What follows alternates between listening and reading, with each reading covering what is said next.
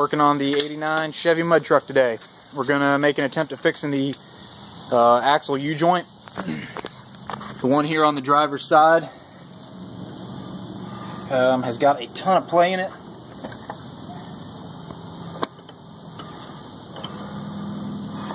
I don't know, hard to see in this. We're going to get the tire off, get it jacked up, and take a closer look at it. Hopefully it won't be too difficult to figure out what's going on.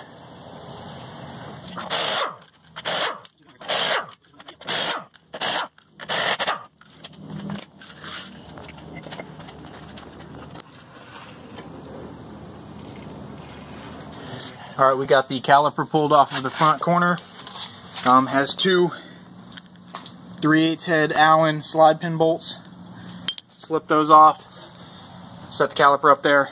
We're now working on pulling the lockout dowel out. We're going to have to get the hub off this. We're also seeing here that our studs are looking a little bit short for the depth of our backside of our wheel. So we may look into replacing these studs before we put this back together. And we're getting close to the squealers on the brake pads. They're not gone yet. There's definitely some life left, but we're kind of about preventative maintenance. If we're in there and it's bad, just drop the 20 bucks on some new pads for the entire front end and be done.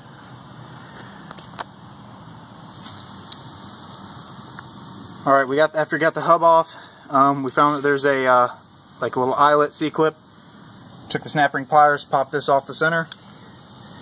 Then there's an outer ring, and if you take a screwdriver you can pry under it and get it to come out of the lip, and it'll pop off the face.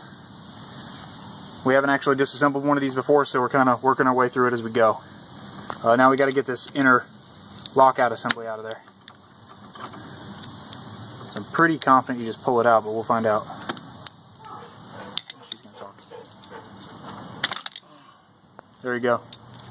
Put a screwdriver in, kind of pry it against the body of it. We popped it apart. So this is going to be, it's probably the locking hub that moves between the inner and outer.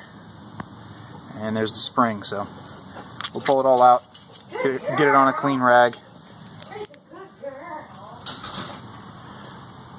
Alright, the next is a threaded nut in there. It's got 4 tangs on it. I'm sure there's a specialty tool for it, but we just managed to kind of tap on it lightly with a tip of a screwdriver like that and get it to start unthreading.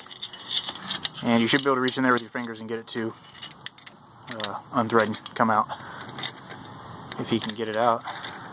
There you go. So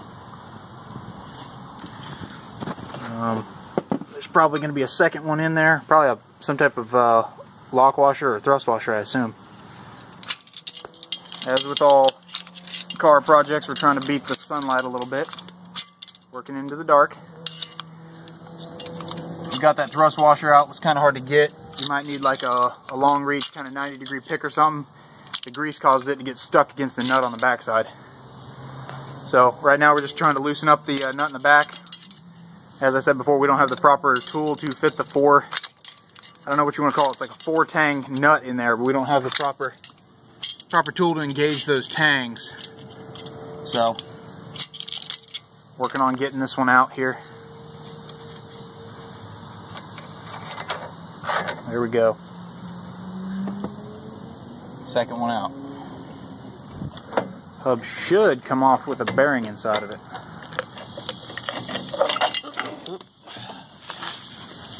Bearing jumped out. Hub came out. And here you can see the spindle, which should have the back side. You have the rear taper bearing, inner taper bearing, as well as the rear wheel seal. So that's our spindle with the 30 spline. Should be a 30 spline axle shaft sticking through it. We're still after the U-joint in the backside, so we still got to get the tie rod off, I think, and upper and lower ball joints and pop this thing apart. I don't know, actually that may not be true. We probably just take these 6 bolts and get this spindle out. Yeah, I'm mistaken. I think we're going to probably impact these 6 nuts off of here. Should be the spindle bolts, spindle studs, and that should just take this apart, and then we should be able to slide the axle shaft out. Never mind my other comments. Ignore that.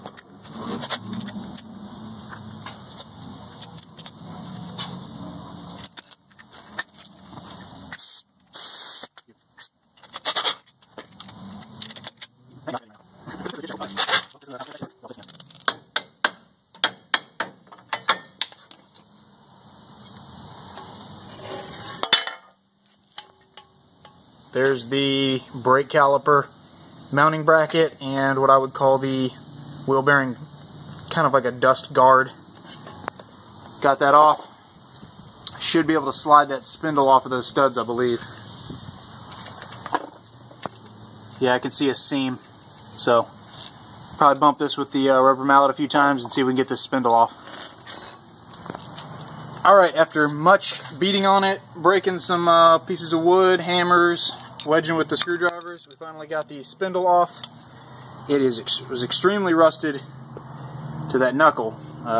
We will clean this thing up. That was crazy. That was unreasonable. Make it difficult to work on. But he grabs that, it should slide straight out right now. Alright, let's see if he can show me how bad the play is in it. Oh yeah, that's clear as day. Oh yeah, you can see. Yeah, move it in and out again. Yeah, look at that. It's shot. So, we don't actually have the U-joint yet. We need to get this apart to measure it and make sure we get the right one. But, make sure there's no damage to the yokes.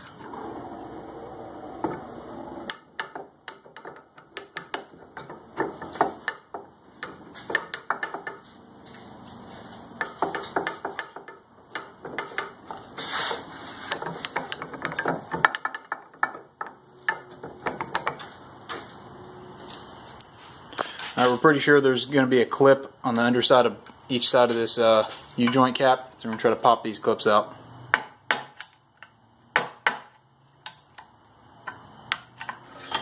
Alright, we've got 3 of the 4 C-clips out. This thing is seriously rusted together. We're pretty convinced these are probably the stock U-joint in this thing. I mean, it still says Spicer right on it, if I could get this thing to focus. There we go.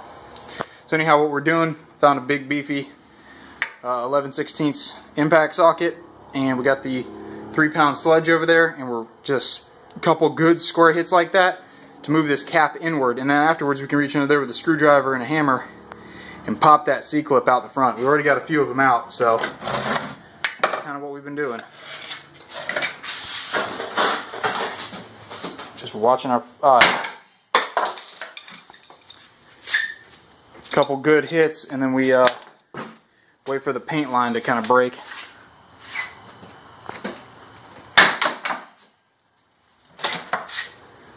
Not yet. Oh yeah, it did. Let me see if I can get this to focus again.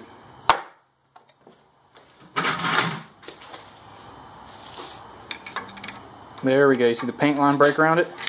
And you should be able to get underneath of it with a screwdriver. Tap the clip out, you see it pop out the side, and then put a screwdriver in and pry it out, and that's it. So now we just need to find a way to press these out, whether it be a hammer or something. We kind of need it to move in one direction, and then take the cap off and then just bang it out in the other direction. Just got the first cap off. We've seen this trick online where you cradle it loosely in the vise or something strong. And then he's going to hit on the meaty portion up here. We're trying not to break the ears off. By hitting here and having the cross of this U-joint sitting in the vise, it'll hold it still and push upwards on that cap as he hits it.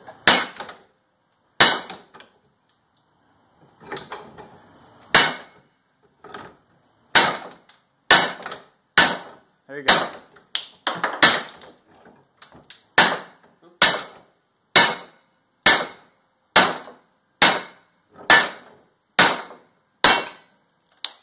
Boy, did it jump out. Right on the floor. But it's 2 of them and it gets it apart, so now we only got 1 left. Probably can do the same thing with this one, but just narrow up the vise.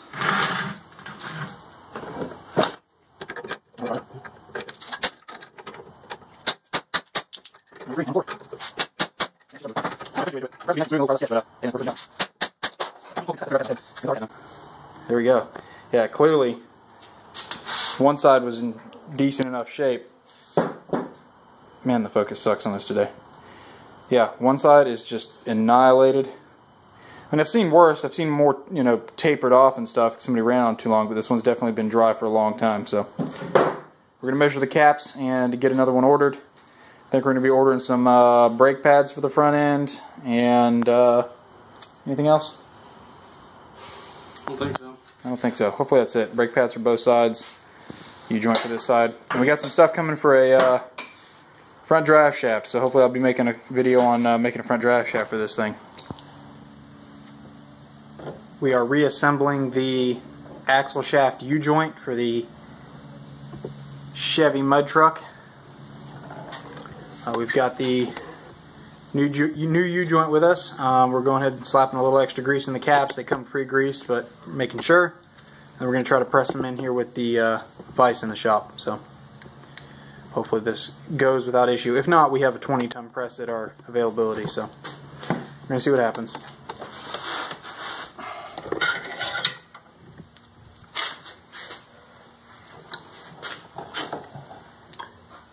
Alright, we pushed it in there. We just got to make sure we get it far enough to get the clip on the back side of the ears. It's pretty close on both of them.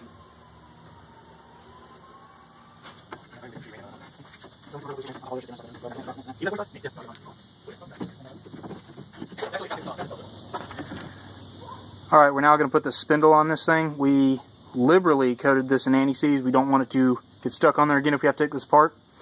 We greased the inside of the thrush bearing that's in here. Grease this like washer seal, and we kind of have this I don't know, some sort of bellow seal that goes on the end of the axle shaft. I don't really know the name of that one, but put it there. I'm going to slip the whole assembly on.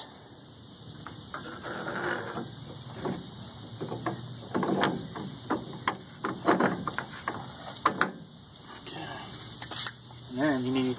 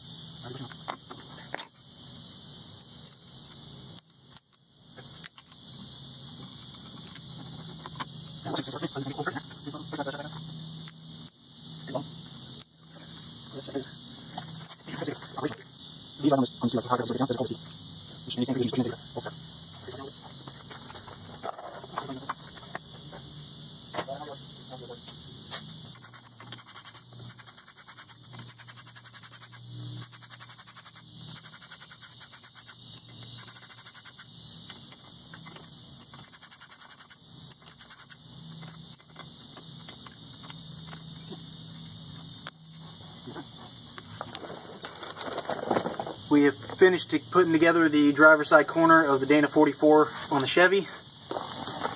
Got it all together. Spins nice and free. We also pressed in new lug studs. We may or may not show that for the other side in this same video. But rotates good. If you lock it, connects to the axle shaft. Rotates well. We still need to get some new brake pads so we can put the caliper back on, but hub is on. Next thing we're doing on this Dana 44 Chevy axle, we're going to knock all these original lug studs out and we're going to replace them with some 1/2-inch ones instead of these 7/16. They'll both be longer and larger diameter, so they're stronger.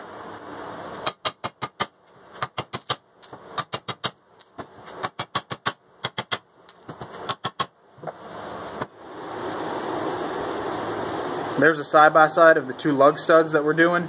On this side is what was in the Dana 44. It's a 7/16 fine thread. And on this side we have a 1/2-inch fine thread replacing it with. You can see the knurling is nearly the same as far as like depth. This portion goes through the rotor, but this portion is going through the hub, so there's no problem with that. And the increase in length allows us to get a better bite on our wheel on the hub, so we don't have a lack of thread engagement for the lug nut. And the part number on this replacement one is a Dorman part, 610-073. So we got them at a local hardware store and just picked up. They didn't have all of them we needed, so it took 2 different trips, but we got them. We're going to go ahead and press them in from the backside in the hub. We got the hub set up in the press, a little piece of pipe. That way it doesn't try to tilt over as we press downward. And we're just going to throw a socket in between the stud and the bottom of the press. And press them in there.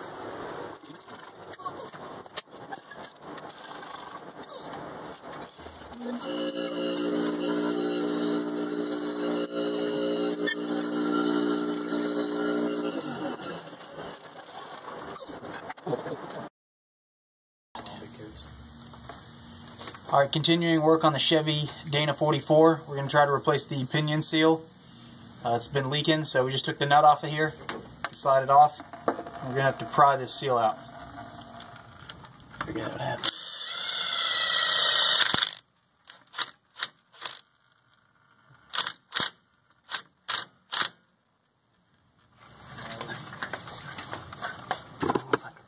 Squeeze hard enough, maybe. It moved. Yeah, it moved again.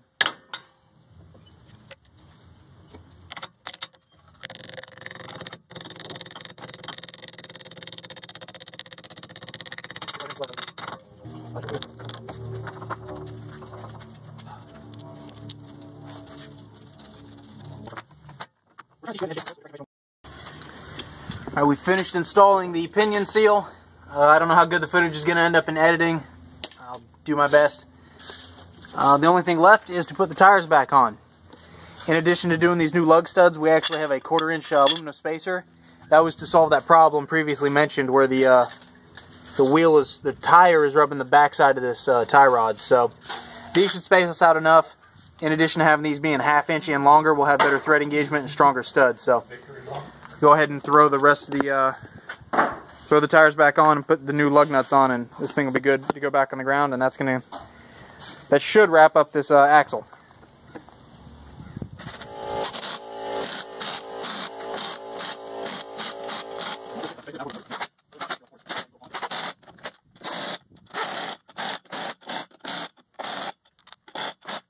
Finished getting the tires back on the Chevy. Got it set down on the ground. We're probably going to take it for a spin around the block, make sure it's okay.